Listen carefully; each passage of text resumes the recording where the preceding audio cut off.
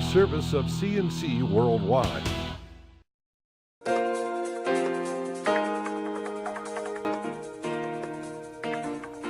The Daily is a service of CNC and Jib Jab greetings. I'm Bud Lowell. Your full AccuWeather forecast is always on top of your CNC local page.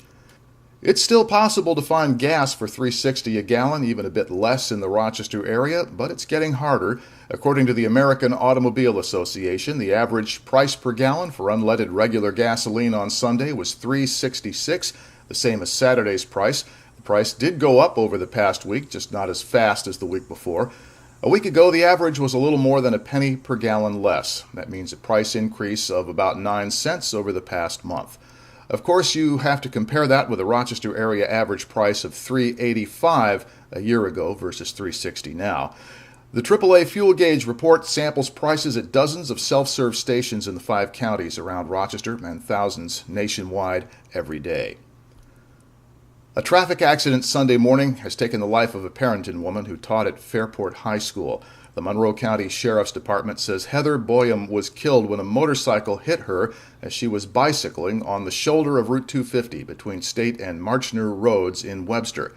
Deputies said the crash happened because the motorcycle was being driven recklessly. They said 22-year-old Mark Skirbo II of Penfield was riding the motorcycle northbound on 250 following his girlfriend's car.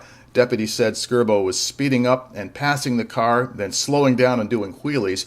But when Skirbo sped up and tried to pass the car on the wrong side, he crashed into Heather Boyum on her bicycle. The impact threw Boyum off her bike and into the road where the car, driven by 23-year-old Megan Merkel from the town of Ontario, ran over her.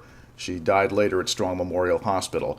Skirbo is being treated for serious injuries at Strong. Merkel was charged at the scene with DWI. Deputies say more charges may be coming. A Rochester man was killed on Friday while serving in Afghanistan when his unit was attacked with small arms fire. The Department of Defense says 23-year-old Theodore Matthew Glendy was killed in Logar Province, which has become an extremely volatile region in the Afghan war. He had only recently been deployed.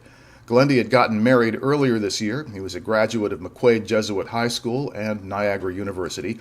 Reports say Glendy was killed while trying to give medical aid to one of his fellow soldiers. He was a member of the 1st Battalion, 503rd Infantry Regiment, 173rd Airborne Brigade Combat Team, based in Vicenza, Italy.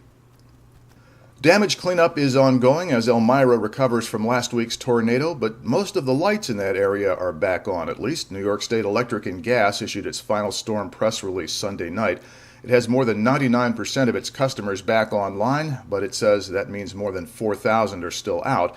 The job of rechecking circuits for damage, making good temporary fixes, and general cleanup will go on for days in some areas. Residents there spent the weekend cutting trees and picking up piles of debris. Surrounding communities have donated everything from chainsaws to portable toilets, and neighbors have been banding together to clean up each other's properties.